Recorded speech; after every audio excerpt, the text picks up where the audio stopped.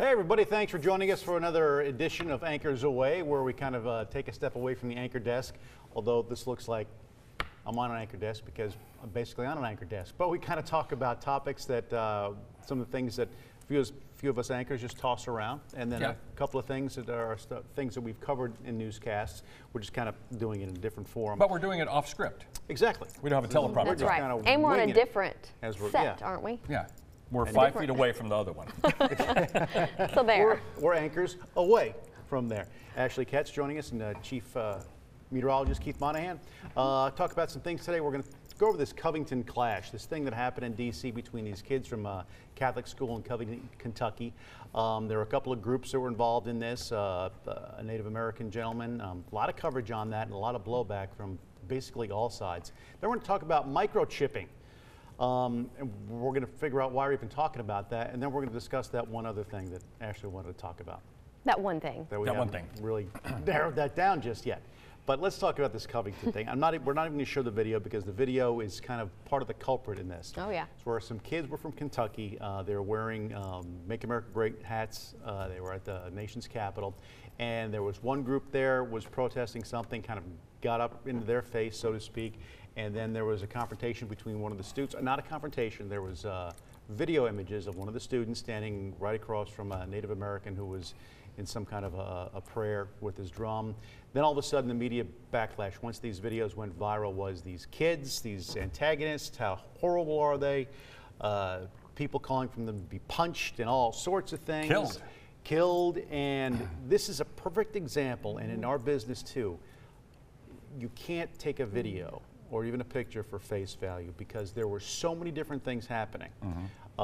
Then, you know, Keith, pick it up from there because we saw the initial backlash, how horrible these kids were. Then it was like, wait, there's another group. Yeah, I mean, the media, we're the media, but we're not that media. Yeah. I mean, we're your media, we're in Little Rock, we are not the national media.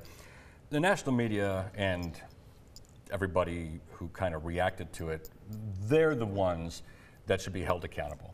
What they did to these kids. First of all, the kids were waiting for a bus. Right. And number two, when they got to Lincoln Memorial waiting for their bus, the black Hebrew Israelites started yelling racist taunts at them. So to drown them out, the black Hebrew Israelites, they started doing school chants. And then the Native American guy gets involved, and he walks right towards the kids. They didn't surround him. He walks right into the crowd and stands in front of this one kid. And if you watch the video, and I encourage everybody to, if you disagree with what I've just said, watch the video. And you can hear the taunts by the black Hebrew Israelites. You can hear the kids doing their cheers.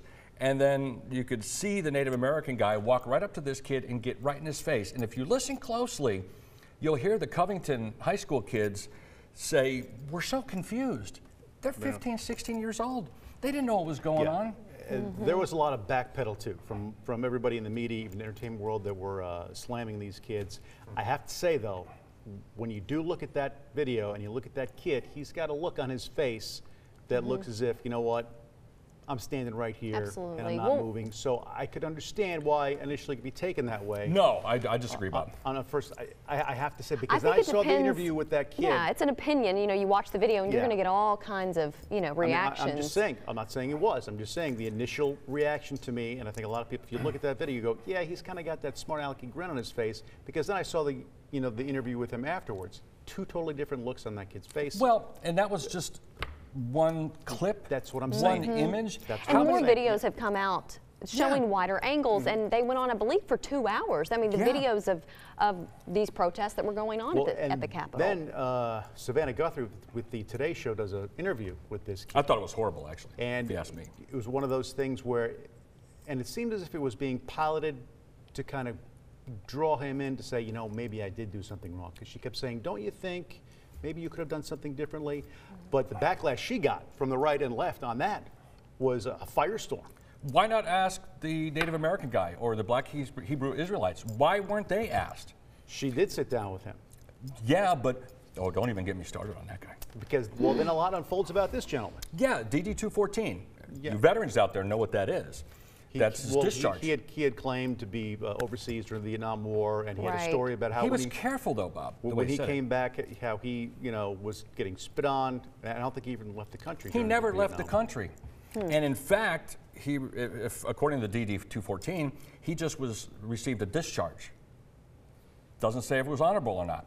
And there are reports that he was AWOL 4 times. He was in the military, or was credited with military service for almost 4 years, and was discharged in E1.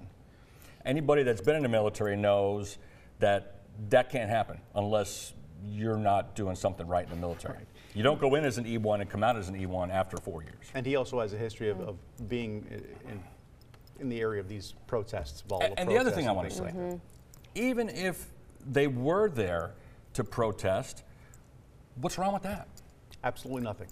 Have we, you know, a lot of people on one side or the other, freedom for me, but not for thee.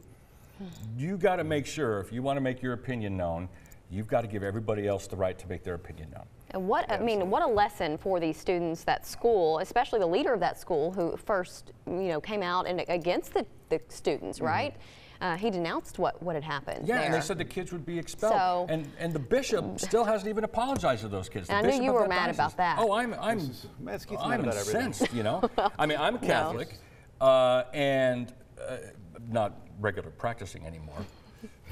But how dare he abandon those kids and then not even come back and retract his statement that, oh, these kids are terrible, we apologize. There's nothing to apologize for.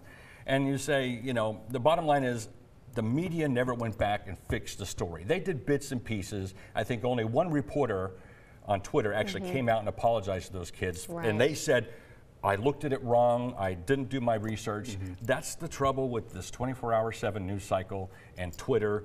Make sure you do your research. And then it turned into a political, a huge political argument this week when we have a lot of other things happening in the world right now. That there was a congressman, I don't mean it, I'm really onto this one. There was a congressman that suggested that teenagers not be allowed to wear the red MAGA hats. Where are we living?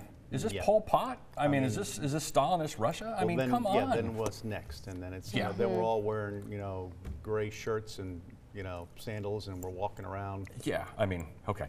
1984. At any rate, do your research. Speaking of 1984, microchipping. We're talking about this at the state capitol. A state lawmaker is actually trying to get ahead of this microchipping thing that some companies do, where they actually microchip an employee. They say that way, it's like you can, instead of a key card, you can swipe, get into the building. You can use it to get snacks out of the vending machine. No. No one's putting a microchip in me.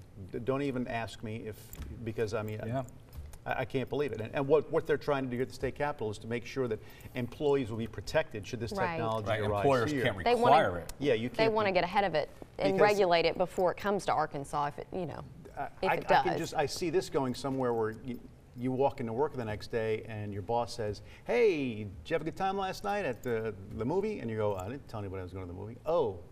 GPS. We're already being tracked on everything we do anyways, on our phones and online. I mean, the ads that pop up on your Facebook timeline, it's a little much these days. It's kind of weird because sometimes you're in a conversation with someone about something and you look at your phone, you get an ad that pops up about something you're talking about. And it happens. It's everything we do is tracked. Why can't they though, if they're worried about security, why can't they just do a fingerprint? I know in our snack shop back there, well, I use my fingerprint now to log into my bank account, which is crazy. Everybody's is individual. Yeah, that's okay. That's the hardware, though. Don't put the hardware. Yeah. Because it's one of those, then if you leave and they say, "Well, remove it," well, did they get it all? Did they leave something else in there? So at any rate, and then it gets into this whole the mark of the beast thing. That brings us to a whole other level of discussing. Be careful what you ask for. You want convenience? Yeah, no. Okay, so we got that taken care of, but we'll probably be covering more of this microchipping thing in the future. Oaklawn starting up this weekend. Yes. On Saturday. Excited about that, and this is going to be an actually very interesting year at Oaklawn because they're extending it past the Arkansas Derby. Generally, the Arkansas Derby runs, and then Oaklawn, basically live racing is over for the season, but this year it's going to be going on. Not only that, but now this whole casino expansion is going to be huge. And it's going to take a while to finish, but... Yeah. 2020, I think, early to mid 2020. Okay. And racing starts Friday, Bob. Yeah. Oh, but what did I say? You said Saturday. Okay, I well, think. this week. But it starts Friday. You got those corned beef sandwich things Aren't going they on. discounted opening weekend too? They go back to the don't know. original I don't price? know. I think they do. I mean, they're All I they're- know is they're it's a cheap. fun time. You can take your family out there. I don't know when they open that infield, but it really is fun when they open that infield It's for probably families. too muddy right now. Yeah, right now, I mean, everybody's yard is muddy. But when they open that on top infield, it of the really rain. makes it a family event, even if you abhor, gambling on the horses. You can gamble. take the family there, Just have a watch good 'em run. time. It's Watch fun. them run, and you could look at them when they're doing the inspections or the reviews with the jockeys and But it is a fun time to go down there, and a lot of the money stays in the local community. Folks have jobs down there. Oh, yeah. And with this expansion, I mean, This is a time right it's now. going to make I mean, Hot Springs Hot Springs better. is going to evolve into something that I don't think a lot of people, 10, 15 years ago could have envisioned with this new casino. Oh, I mean, it's a national park. Yeah. And I didn't realize how well known it is until I moved here, and I hear a lot of people talking about, oh, we're going to go to Hot Springs National Oh, Park. man, Hot Springs, yeah, it's Yeah, giant. I mean- Al Capone used to hang out there. Lucky Yeah. Luciano was actually arrested there. There you go. Go swing by the Gangster Museum. That's Yeah, there. I mean, there- it's there's all There's there. a lot thing of to do. history there. Yeah. All right, guys, we're going to wrap it up real quick. Thanks very much. Appreciate it. Keith, you can calm down. Get to working on the weather. Thanks very much for joining us. Have a great week, everybody.